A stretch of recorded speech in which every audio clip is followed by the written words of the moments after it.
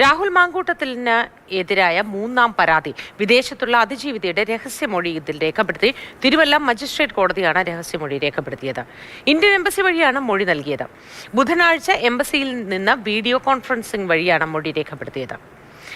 TS ഹരീഷ്ണ വിവരങ്ങളുമായി ചേരുന്നു. ഹരീഷ്ണ, ഈ മൊഴി രേഖപ്പെടുത്തിയതുമായി ബന്ധപ്പെട്ട വിശദാംശങ്ങൾ എന്തൊക്കെയാണ്?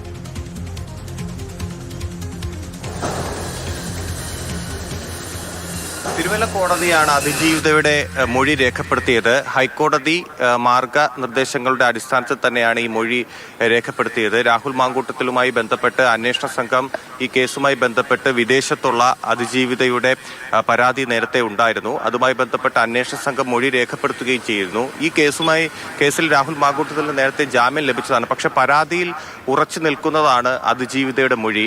പക്ഷേ നമ്മൾ ഏറ്റവും പ്രധാനപ്പെട്ട ഒരു കാര്യം പറയേണ്ടത്, സമീപകാലത്തൊന്നും ഈ രീതിയിലൊരു ഇങ്ങനെ മൊഴി രേഖപ്പെടുത്തൽ ഉണ്ടായിട്ടില്ല. അതായത് വിദേശത്തുള്ള ഇന്ത്യൻ എംബസി വഴി അവിടുന്ന് വീഡിയോ കോൺഫറൻസിംഗ് വഴി തിരുവല്ല കോടതി മൊഴി രേഖപ്പെടുത്തുകയുണ്ടായത്. മൊഴി രേഖപ്പെടുത്തിയതിനു ശേഷം ഈ മൊഴി പകർപ്പ് അതിജീവിതയ്ക്ക് അയച്ചു കൊടുക്കുകയും ഒപ്പിട്ട് അത് കൈപ്പറ്റുകയും ചെയ്തിട്ടുണ്ട്. അപ്പോൾ ആ രീതിയിലാണ് ആ നടപടിക്രമങ്ങൾ പാലിച്ചത്. എന്തായാലും ഈ പരാതിയിൽ ഉറച്ചു നിൽക്കുന്ന സ്ഥിതിക്ക് രാഹുൽ മാങ്കൂട്ടത്തിന് ഇത് കൂടുതൽ വെല്ലുവിളിയാകും എന്നുള്ള കാര്യം ഉറപ്പ് തന്നെയാണ്.